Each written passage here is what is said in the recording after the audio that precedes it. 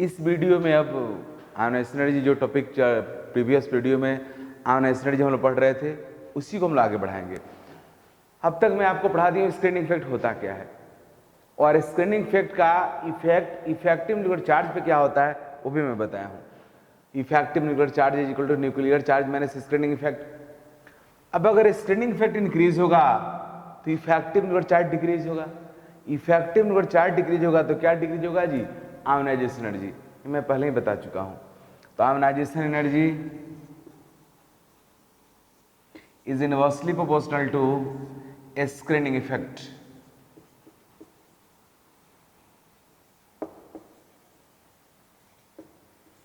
Screening effect का inversely proportional होगा, right. Screening effect बढ़ेगा तो आयोनाइजेशन एनर्जी क्या होगा? डिक्रीज होगा। इसको ग्रुप में ट्रेंड देखते हैं। Because you know ionization energy का वैल्यू मीन्स स्क्रीनिंग इफेक्ट का वैल्यू डिपेंड करता है इनर इलेक्ट्रॉन्स पे। जैसे जैसे आप किसी ग्रुप में ऊपर से नीचे आओगे आयोनाइजेशन एनर्जी का मीन्स इलेक्ट्रॉन का नंबर, इनर इलेक्ट्रॉन का नंबर बढ़ता है। इनर इलेक्ट्रॉन्स का नंबर बढ़ने की वजह से क्या बढ़ेगा जी? स्क्रीनिंग इफेक्ट बढ़ेगा। किसी भी ग्रुप में टॉप टू बॉटम अप अगर आप आते हो तो स्क्रीनिंग इफेक्ट इंक्रीज होगा। स्क्रीनिंग इफेक्ट इंक्रीज होने का मीनिंग हुआ इफेक्टिव न्यूक्लियर चार्ज डिक्रीज होगा।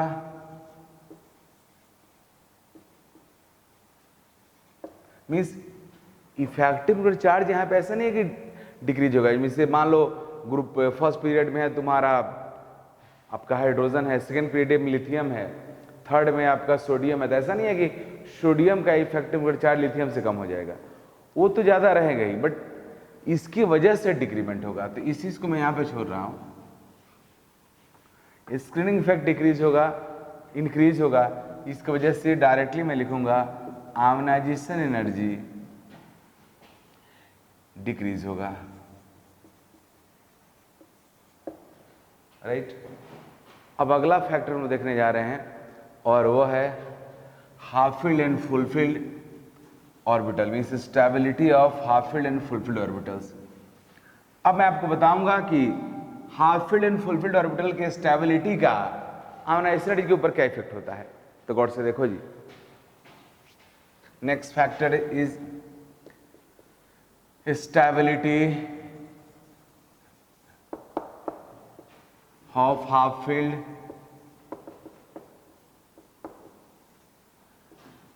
एंड फुल फील्ड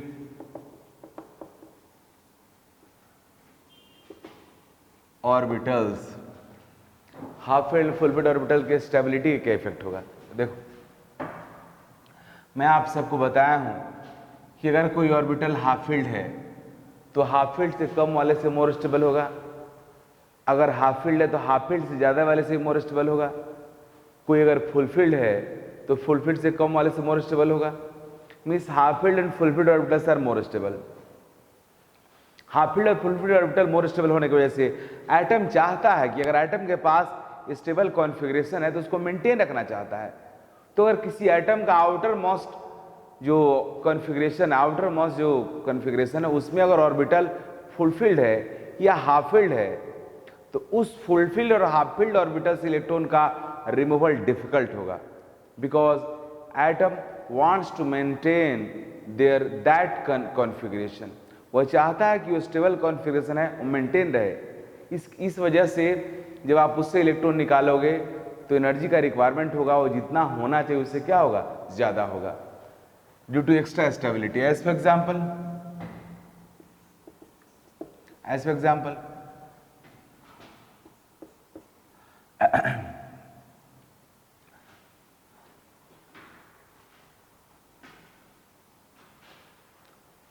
हम लोग नाइट्रोजन ऑक्सीजन का एग्जाम्पल लेते हैं। ग्रुप 13 मीन्स ग्रुप 13 में है आपका, ग्रुप 15 में है नाइट्रोजन, ग्रुप 16 का एलिमेंट है ऑक्सीजन।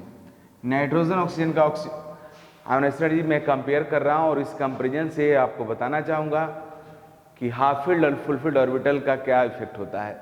इसका इफेक्ट यह होता है आयोनाइजेशन एनर्जी पे कि अगर किसी एलिमेंट का कॉन्फ़िगरेशन स्टेबल है तो उस एलिमेंट से इलेक्ट्रॉन का निकलना डिफिकल्ट है।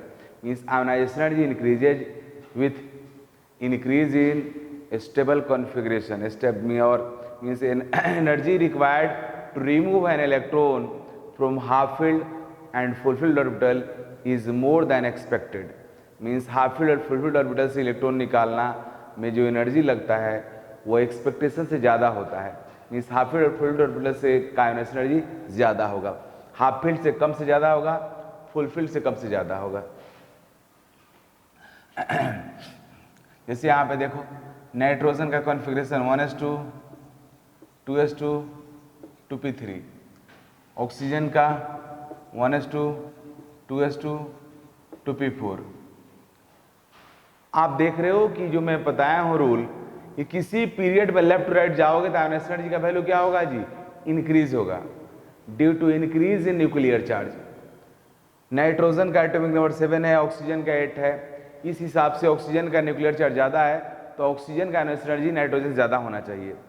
लेकिन यहाँ पे देख रहे हो कि नाइट्रोजन के पास स्टेबल कॉन्फ़िगरेशन आ गया। मीन्स नाइट्रोजन के पास स्टेबल कॉन्फ़िगरेशन है क्योंकि हाफ फील्ड ऑर्बिटल है।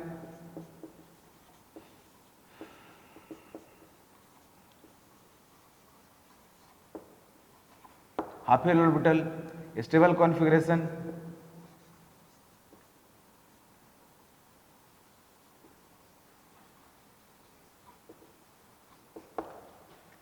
इस वजह से नाइट्रोजन का आयोनाइजेशन एनर्जी ऑक्सीजन से ज़्यादा हो जाता है। तो स्टेबल कॉन्फ़िगरेशन की वजह से आप देख रहे हो कि आयोनाइजेशन एनर्जी का वैल्यू बढ़ गया। मीन्स 2p3 से इलेक्ट्रॉन निकालने में जो एनर्जी का रिक्वायरमेंट होगा वो ज़्यादा होगा 2p4 से, क्योंकि 2p4 हाफ फील्ड नहीं है। 2p4 क्या है जी, फुल फील्ड से कम है। 2p3 क्या है, हाफ फील्ड है। तो हाफ फील्ड ऑर्बिटल का स्टेबिलिटी फुल फील्ड से कम से ज़्यादा होता है, या हाफ फील्ड ऑर्बिटल का स्टेबिलिटी हाफ फील्ड से कम वाले ज़्यादा होता है। इसलिए अगर इलेक्ट्रॉन निकालने की बात हो तो हाफ फील्ड से इलेक्ट्रॉन निकालने में जो एनर्जी का रिक्वायरमेंट होगा वो हाफ फील्ड से कम से ज़्यादा होगा। फुल फील्ड ऑर्बिटल से इलेक्ट्रॉन निकालने में जो एनर्जी का रिक्वायरमेंट होगा वो फुल फील्ड से कम से ज़्यादा होगा। तो अगर हम बात करें तो ionization energy of nitrogen is more than ionization energy of oxygen, right. यहाँ हम लोग ऐसे लिख भी सकते हैं कि हाफ फील्ड और फुल फील्ड ऑर्बिटल से इलेक्ट्रॉन निकालने में जो एनर्जी का रिक्वायरमेंट होगा वो हमेशा हाफ फील्ड से कम और फुल फील्ड से कम वाले से ज़्यादा होगा। तो इस तरह से हाफ फील्ड और फुल फील्ड ऑर्बिटल का स्टेबिलिटी का आयोनाइजेशन के ऊपर इफेक्ट होता है। ऐसा बहुत जगह पे आप देखोगे कि इसका इफेक्ट होगा और इसके वजह से आयोनाइजेशन एनर्जी बदल जाएगा। जैसे ionization energy of half filled orbital,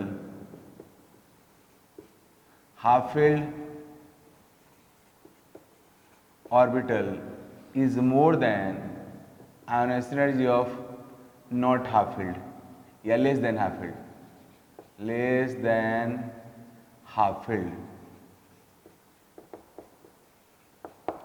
अगर हाफ फील्ड से कम है तो उसका आयोनाइजेशन एनर्जी कम होगा, हाफ फील्ड ऑर्बिटल के आयोनाइजेशन एनर्जी से कम होगा हाफ फील्ड से कम ऑर्बिटल का। ऐसे एग्जांपल जैसे मान लो आपको निकालना है P2 से इलेक्ट्रॉन, तो ionization energy of P2 half filled से कम है, तो इसमें जो एनर्जी का रिक्वायरमेंट होगा वो कम होगा किससे, अगर आपको P3 से निकालना है तो। उसी तरह से अगर आप आयोनाइजेशन एनर्जी ऑफ P3 जो है वो ज़्यादा होगा आयोनाइजेशन एनर्जी ऑफ P4, क्योंकि P4 भी हाफ फील्ड नहीं है। आयोनाइजेशन एनर्जी ऑफ P3 जो होगा वो ज़्यादा होगा आयोनाइजेशन एनर्जी ऑफ P2। तो इस तरह से क्लियर हो गया half filled and full filled orbital more stable होता है, इसकी वजह से उससे इलेक्ट्रॉन निकालने में एनर्जी का जो रिक्वायरमेंट होगा वो ज़्यादा होगा। Next factor is penetrating power of orbitals.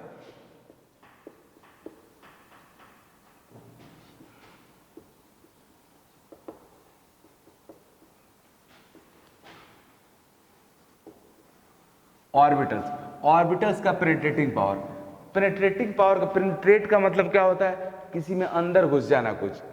तो जो ऑर्बिटल एटम के अंदर जितना ज्यादा इंटर किया रहेगा, मीन्स जो ऑर्बिटल न्यूक्लियस के जितना करीब होगा, उस ऑर्बिटल का पेनिट्रेटिंग पावर उतना ज्यादा होता है।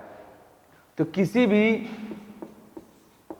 सेल का ए सबसेल न्यूक्लियस के सबसे करीब रहता है, उससे डिस्टेंट पी रहता है, उससे डिस्टेंट डी रहता है, उससे डिस्टेंट एफ रहता है।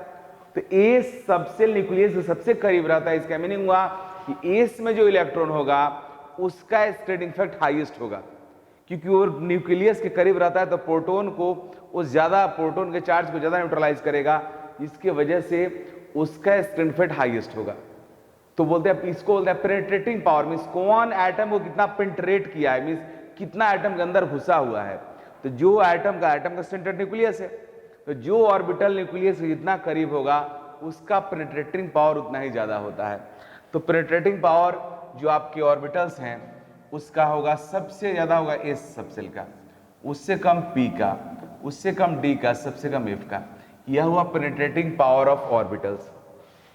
Because A subcell of any cell is nearest to nucleus, then P, then D and finally F. F farthest होता है, मीन सबसे ज्यादा डिस्टेंट F रहता है। सो F का पेनिट्रेटिंग पावर सबसे कम होगा, उसके जो इलेक्ट्रॉन्स रहते हैं उसके वजह से स्क्रीनिंग इफेक्ट बहुत कम होता है, जबकि S की वजह से बहुत ज्यादा होता है। और एक क्लियर सी बात है। अब ये तो स्क्रीनिंग इफेक्ट वाला बात मैं आपको बताया था। अब यहाँ पे बात हो रहा है कि इससे इलेक्ट्रॉन निकालने की बात है। मींस जो सबसेल न्यूक्लियस के जितना करीब होगा उससे इलेक्ट्रॉन निकालना उतना डिफिकल्ट होगा, क्योंकि न्यूक्लियस का फोर्स ऑफ अट्रैक्शन उतना ही ज्यादा होगा।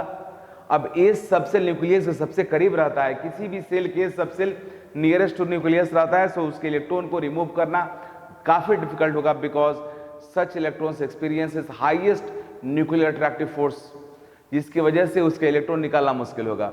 तो आयोनाइजेशन की अगर बात करें, अगर एक ही सेल के S P D and F सबसे इलेक्ट्रॉन निकालना है, तो इस केस में आयोनाइजेशन एनर्जी का जो ऑर्डर होगा वो यह होगा, एस में सबसे ज्यादा होगा, उससे कम पी में होगा, उससे कम डी में होगा, सबसे कम एफ में होगा। Means if all subcells are from same cell, then this is the order of ionization energy, their ionization energy means S से निकालने में एनर्जी का रिक्वायरमेंट हाईएस्ट होगा, उससे कम P में होगा, उससे कम D में होगा, सबसे कम F में होगा। तो यह था penetrating power of subshell. Subshell के पेनिट्रेटिंग पावर पे भी आयोनाइजेशन एनर्जी अफेक्ट करता है, and these are the factors which affect ionization energy of an element और एटम। किसी एटम के आयोनाइजेशन एनर्जी को अफेक्ट करने वाले सारे फैक्टर था। मैं सारे फैक्टर्स आपसे डिस्कस कर लिया। अब इस सब फैक्टर को यूज करके आयोनाइजेशन एनर्जी पे किस तरह के क्वेश्चन हो सकता है वो मैं आपसे डिस्कस करने जा रहा हूं, और आयोनाइजेशन एनर्जी पे क्वेश्चन करने के बाद आपका और ज़्यादा समझ में आएगा कि किस तरह से सारे फैक्टर को हम कोरिलेट करेंगे, और on the basis of those factors how could we decide what should be the actual order of ionization energy of given element. अब एक क्वेश्चन हम लोग डिस्कस करते हैं आयोनाइजेशन एनर्जी के ऊपर, गौर से आप देखिएगा। Sodium, magnesium, aluminium and silicon, these four elements belong to same period, third period के सभी एलिमेंट्स हैं। इसके आयोनाइजेशन एनर्जी को हम लोग कंपेयर करने जा रहे हैं। देखो जी, आयोनाइजेशन एनर्जी का डेफिनेशन तो मैं आपको बता दिया, it is energy required to remove an electron from gaseous isolated ground state atom. But किसी एटम से मोर देन वन इलेक्ट्रॉन्स भी आप रिमूव कर सकते हो। तो फर्स्ट इलेक्ट्रॉन की रिमूवल में जो एनर्जी का रिक्वायरमेंट होता है that is called first ionization energy, first ionization energy. And second electron को निकालने में जो एनर्जी का रिक्वायरमेंट होगा उसको हम बोलते हैं second ionization energy. Third electron को रिमूव करने में जो एनर्जी का रिक्वायरमेंट होता है that is called third ionization energy, right. तो इस तरह से मोर देन वन इलेक्ट्रॉन निकाल सकते हो, और किसी एटम का more than one ionization energy हो सकता है।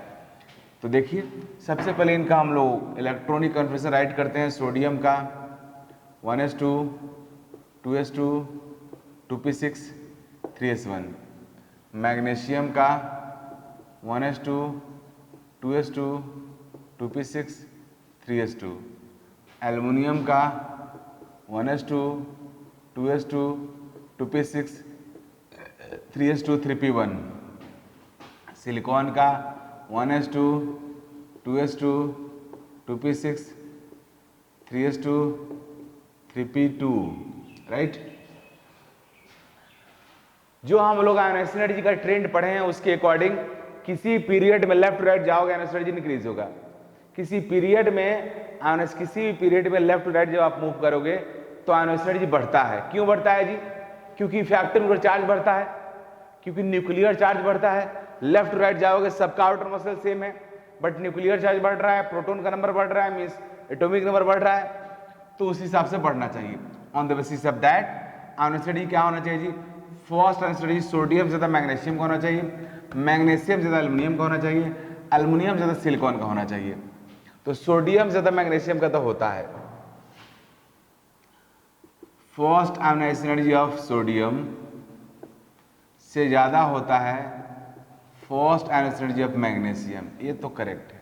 लेकिन मैग्नीशियम और एल्युमिनियम में जब कंपेयर किया जाता है, मैग्नीशियम एल्युमिनियम में कंपेयर होता है आयोनाइजेशन एनर्जी का, तो देखो जी मैग्नीशियम का इलेक्ट्रॉन किससे निकल रहा है? 3s2 से निकल रहा है, और एल्युमिनियम किससे निकल रहा है? 3p1 से निकल रहा है।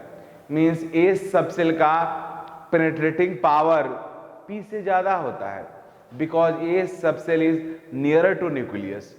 तो उस हिसाब से एस से इलेक्ट्रॉन निकालने में एनर्जी का रिक्वायरमेंट ज्यादा होना चाहिए। और secondly magnesium has stable configuration 3s2 is fulfilled s orbital, जबकि एल्युमिनियम के पास 3p1 है, स्टेबल कॉन्फ़िगरेशन नहीं है।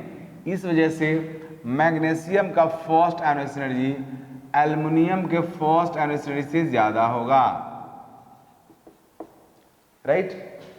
अब हम लोग एल्युमिनियम सिलिकॉन को चेक करते हैं, तो देख लो, neither aluminium not silicon have stable configuration. दोनों में से किसी के पास स्टेबल कॉन्फ़िगरेशन नहीं है। जब किसी के पास स्टेबल कॉन्फ़िगरेशन नहीं है तो stable configuration has no role, both have p electron, means in both cases we extract p electron. इस वजह से पेनिट्रेटिंग पावर का भी कोई इफेक्ट नहीं होगा। तो डायरेक्ट यहां कौन डिसाइड करेगा जी? आपका पीरियोडिक ट्रेंड डिसाइड करेगा। किसी भी पीरियड में लेफ्ट राइट जाओगे आयोनाइजेशन एनर्जी बढ़ेगा। इस वजह से मैग्नीशियम से एल्युमिनियम से ज्यादा होना चाहिए किसका? फर्स्ट आयोनाइजेशन एनर्जी सिलिकॉन का ज्यादा होगा।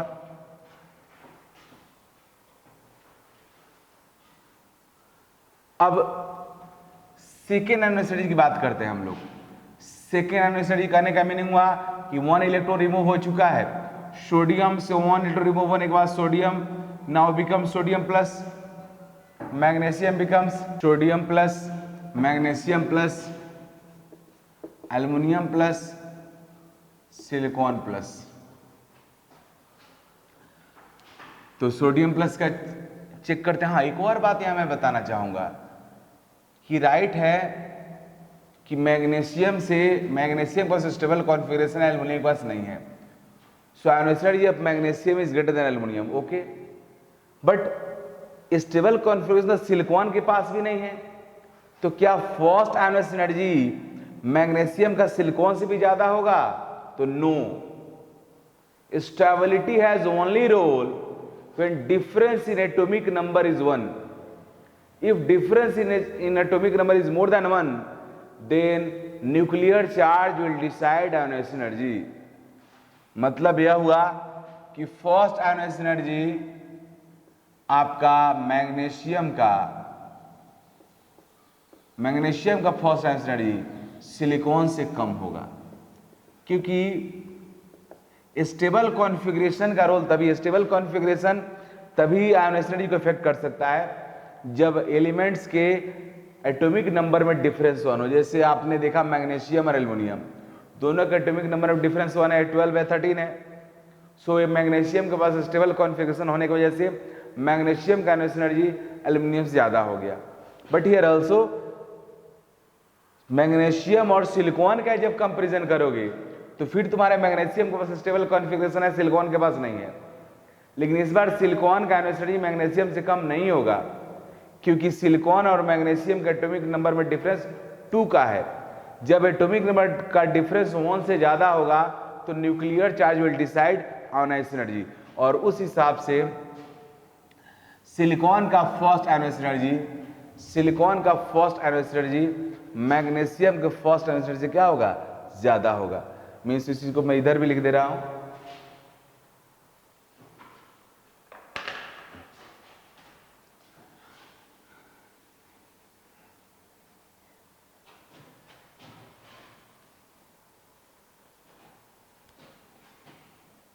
means first ionized energy of silicon is greater than first ionized energy of magnesium।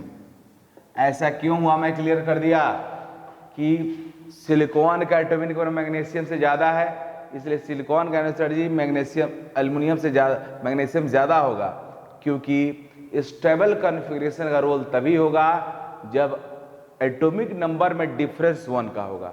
1 से ज्यादा अगर डिफरेंस हो गया then atomic number will be deciding factor and atomic number will decide ionize energy, right. तब हम लोग फर्स्ट इलेक्ट्रॉन रिमूव कर लिए हैं, अब सेकंड की बारी है।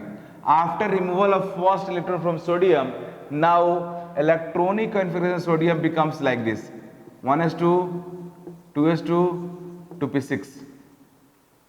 मैग्नीशियम में कितना हो गया जी, 1s2 2s2 2p6 3s1। Aluminium 1s2 2s2 2p6 3s2। Silicon 1s2 2s2 2p6 3s2 3p1, right. अब सेकेंड इलेक्ट्रॉन निकालते हैं। अब आप देखो जी, after removal of 1 electron sodium gain noble gas configuration, sodium gains noble gas configuration. Noble gas configuration का meaning क्या हुआ, if an element has 8 electron in its outermost shell then element has noble gas configuration. जितने भी हमारे noble gas elements हैं means group 18 के, helium को छोड़ करके सबके आउटर मोस्ट शेल में 8 इलेक्ट्रॉन्स रहता है, और वो सब के सब बहुत ज्यादा स्टेबल होते हैं। इसका मीनिंग यह हुआ कि आउटर मोस्ट शेल में 8 इलेक्ट्रॉन होने का मतलब हुआ कि स्टेबिलिटी बहुत बढ़ जाना, उनका स्टेबिलिटी नोबल गैस जैसा हो जाना, और नोबल गैस जैसा स्टेबल दुनिया में दूसरा कोई एलिमेंट नहीं है। तो यहाँ पे आप देख रहे हो कि after removal of 1 electron sodium gains noble gas configuration, this is Nobel gas configuration. Noble gas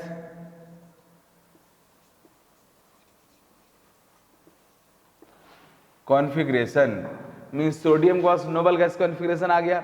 Nobel gas configuration का मीनिंग हुआ कि स्टेबिलिटी बहुत ज्यादा होगा। नोबल गैस हो गया, Nobel gas configuration, noble gas configuration. तो इस बार नोबल गैस का स्टेबल कॉन्फ़िगरेशन मीन्स किसी एलिमेंट के पास अगर हाफ फील्ड और फुल फील्ड ऑर्बिटल है आउटर मोस्ट शेल में तो स्टेबल है, लेकिन अगर उसका कॉन्फ़िगरेशन नोबल गैस जैसा हो गया मतलब बहुत ज्यादा स्टेबल हो गया। इससे क्लियर हो गया कि सोडियम प्लस का स्टेबिलिटी बहुत ज्यादा हो गया।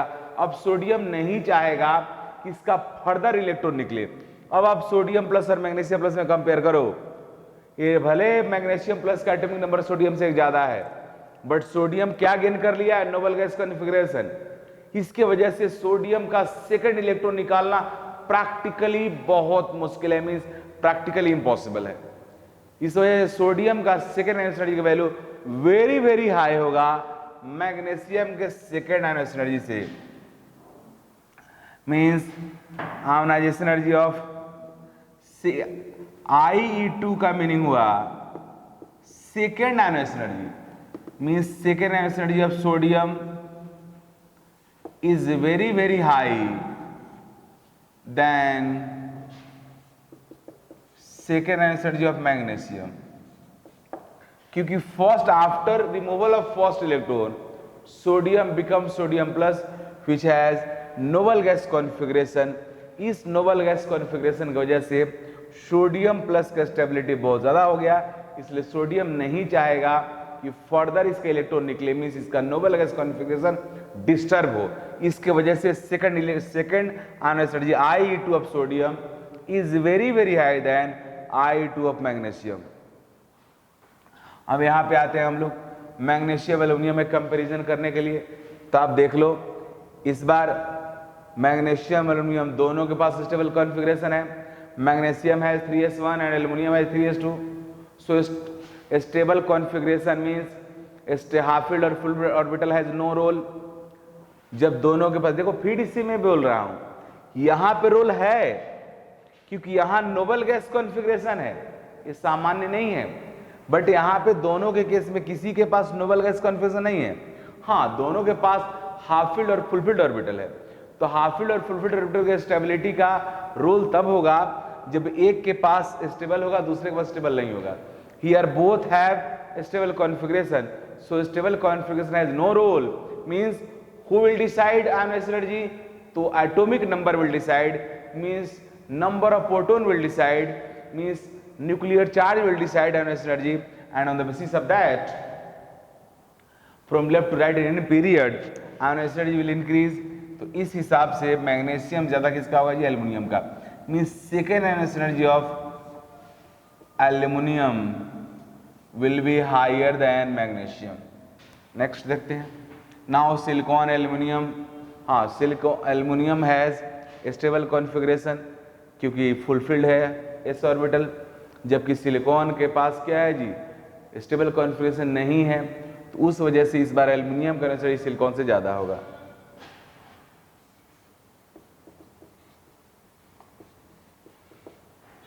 अब थर्ड आयनाइज्ड एनर्जी मींस अब हमें थर्ड इलेक्ट्रॉन निकालना है। तो थर्ड इलेक्ट्रॉन निकालने के लिए सोडियम के पास 2 पॉजिटिव आ जाएगा,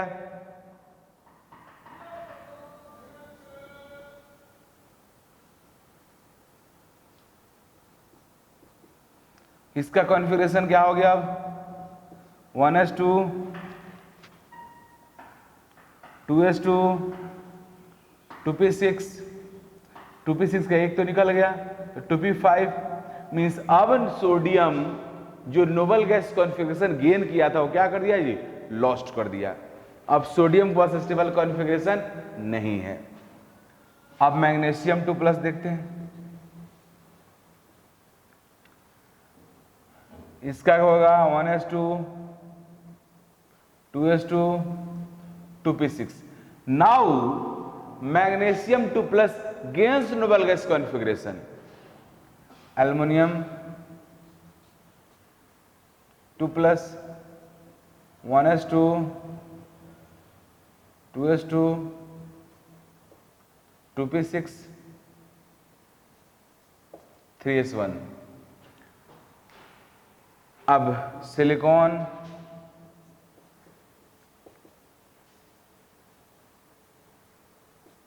one S to 2s2 2p6 3s2। तो चलिए चेक करते हैं। Now magnesium has noble gas configuration,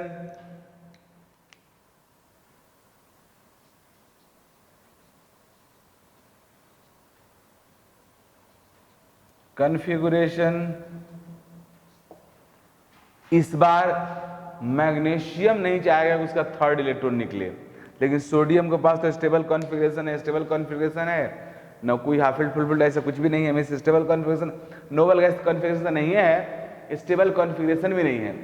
इस वजह से सोडियम से ज़्यादा एटॉमिक नंबर मैग्नीशियम का है, तो उस हिसाब से भी ज़्यादा होगा। और मैग्नीशियम के पास नोबल गैस कॉन्फ़िगरेशन आ गया, इसकी वजह से भी third ionization energy of magnesium, third ionization energy of magnesium means I3 is very very high than sodium. Magnesium का थर्ड आयोनाइजेशन एनर्जी सोडियम से बहुत बहुत ज्यादा हुआ। यह हुआ फॉर I, वो हुआ IE1 first ionisation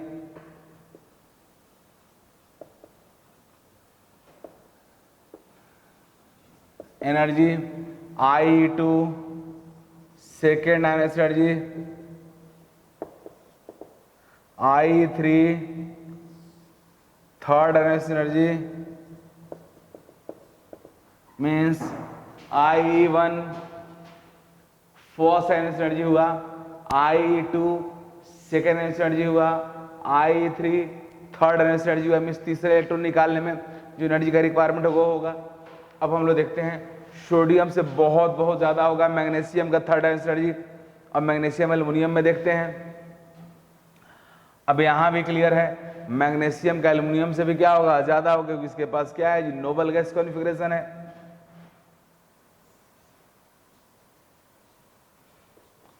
aluminium third energy ज़्यादा होगा। अब एल्युमिनियम और सिलिकॉन में कंपैरिजन करते हैं तो इस बार फिर दोनों के पास क्या है जी, इस बार इन दोनों के पास स्टेबल कॉन्फ़िगरेशन है। जब दोनों के पास स्टेबल कॉन्फ़िगरेशन है, मींस दोनों के पास हाफ फील्ड और फुल फील्ड ऑर्बिटल है, तो who will decide, nuclear charge. तो सिलिकॉन का न्यूक्लियर चार्ज एल्युमिनियम से ज़्यादा है, इसलिए सिलिकॉन का ionization energy, third Ainos energy aluminium से ज़्यादा होगा। इस तरह से अब जब फोर्थ इलेक्ट्रॉन निकालोगे तो एल्युमिनियम के पास क्या आ जाएगा जी, नोबल गैस कॉन्फ़िगरेशन।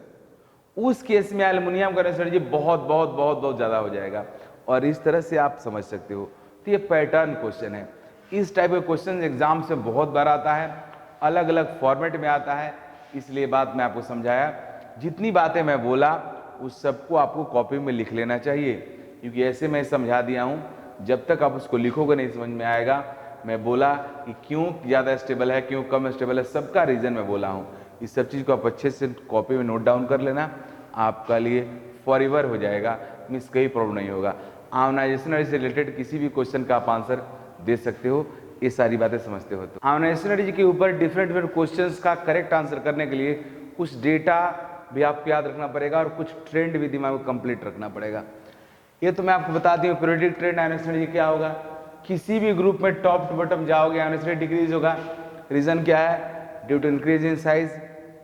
किसी भी पीरियड में लेफ्ट राइट जाओगे आयोनाइजेशन एनर्जी इंक्रीज होगा। रीजन क्या है, due to increase in nuclear charge. अब ये पीरियोडिक, लेकिन एक और बात मैं बताऊंगा, पीरियोडिक ट्रेंड जितना भी मैं बताऊंगा, एटॉमिक रेडियस का बताऊंगा, आयोनाइजेशन एनर्जी का बताऊंगा, आगे पढ़ाऊंगा, इलेक्ट्रॉन के एंथैल्पी इसका बताऊंगा, इलेक्ट्रॉन नेगेटिव का बताऊंगा, वो सभी ट्रेंड आपके ग्रुप 18 पे लागू नहीं होता है।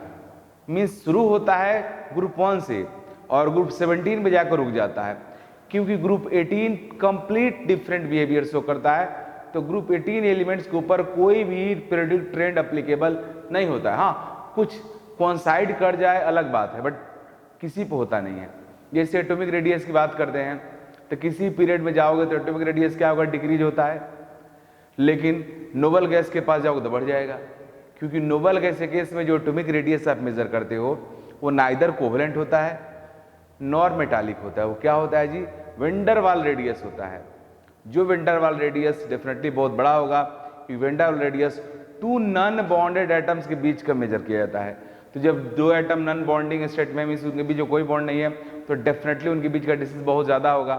इसके वजह से वेंडर वाल रेडियस हमेशा बहुत बड़ा होता है, और इस वजह से नोबल गैस का जो रेडियस है वो ट्रेंड को फॉलो नहीं करता है। इस चीज़ को दिमाग में रखना। चलिए यहाँ पे एक इंटरेस्टिंग डेटा मैं पेश कर रहा हूँ। ग्रुप 1 मेटल्स का आयोनाइजेशन एनर्जी, लिथियम का 520 किलोजूल पर मोल होता है, सोडियम का 496, डिक्रीज हो रहा है, होना भी चाहिए।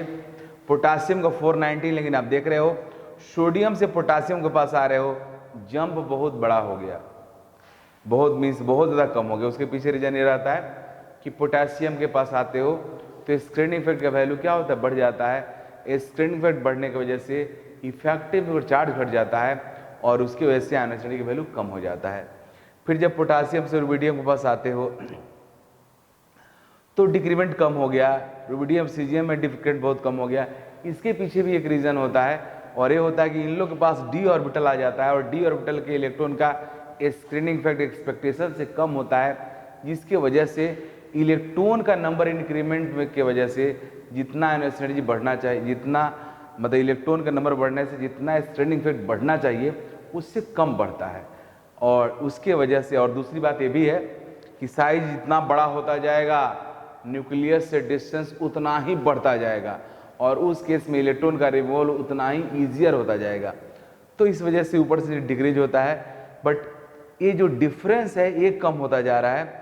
तो ये डिफरेंस कम, मीन्स आयोनाइजेशन एनर्जी का जो डिफरेंस है वो कम होने के पीछे रीजन यही है कि स्क्रीनिंग इफेक्ट का वैल्यू क्योंकि रुबिडियम और सीजियम में डी इलेक्ट्रॉन भी आ जाता है।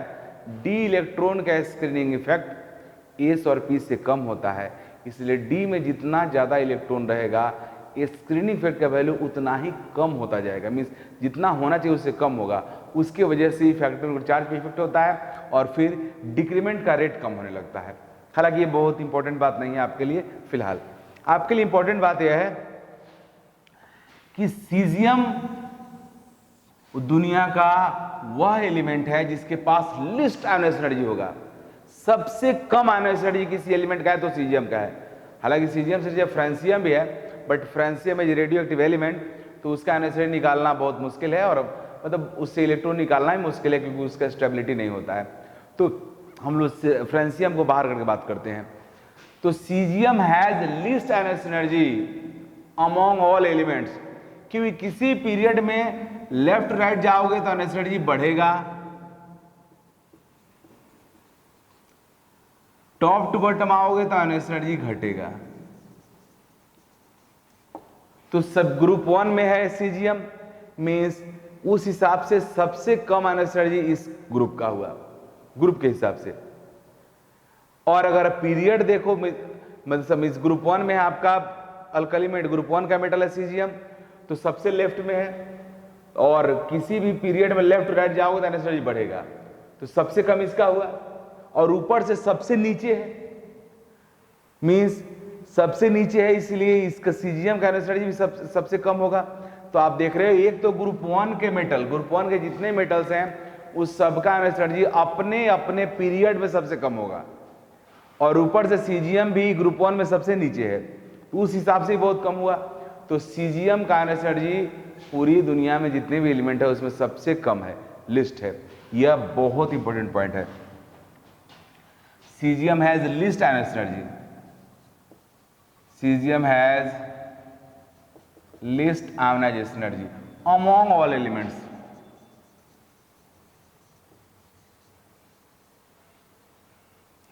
राइट, ये डेटा पक्का याद रखिएगा। लिथियम का 520 किलोजूल पर मोल होता है, ये भी दिमाग में रहना चाहिए आपको, कई क्वेश्चन ऐसा होगा जहां पे इसे कंपेयर करना होगा, ये तो याद रखना ही है। Caesium has 374 kilojoule per mole ionization energy and this is least. अब एक और डेटा यहां मैं लिखा हूं, सेकेंड पीरियड के एलिमेंट्स का आयनोस एनर्जी देख लो। लिथियम का 520 है, उसके आगे बेरिलियम में कितना बड़ा चेंज हुआ, 899 चला गया। लेकिन बोरॉन का कम हो जाएगा क्योंकि बेरिलियम को स्टेबल कॉन्फ़िगरेशन होता है, तो कम हो गया बोरॉन का थोड़ा।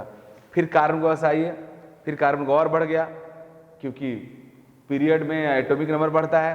कार्बन से बहुत ज़्यादा नाइट्रोजन का हो गया 14। नाइट्रोजन का कार्बन से बहुत बड़ा होने के पीछे रीजन ये भी है कि नाइट्रोजन का तो एटॉमिक नंबर भी ज़्यादा है, और सेकेंडली नाइट्रोजन के पास स्टेबल कॉन्फ़िगरेशन भी है, जिसकी वजह से कार्बन से बहुत बड़ा हो गया नाइट्रोजन का।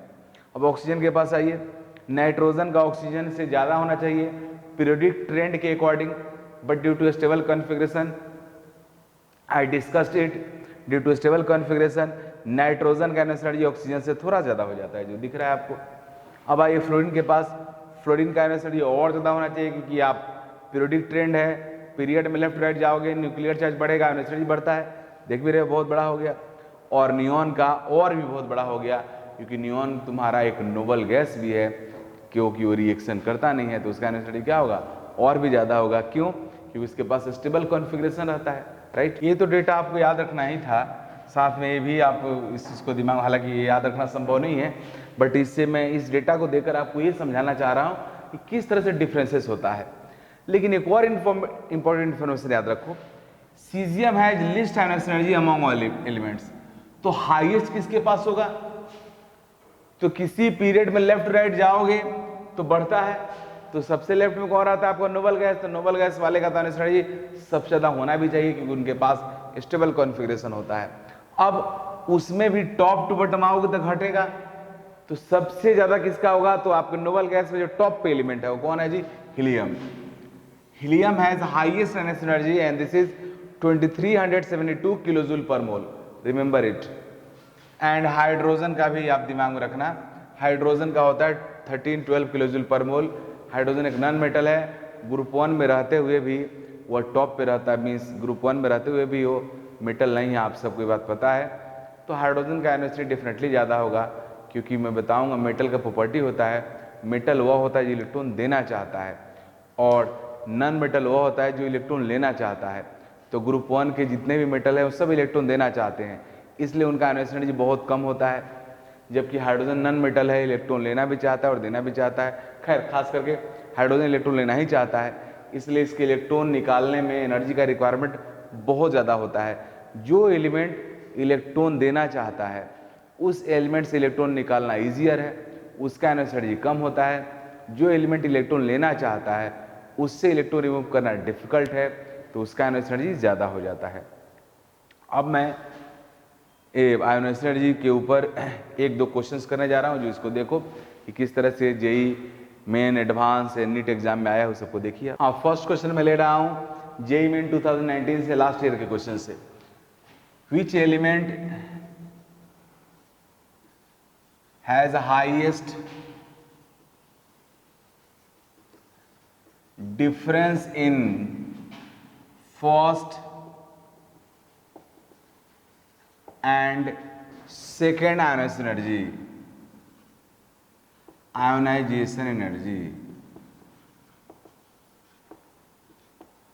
Option A calcium, option B barium, option C scandium, option D potassium.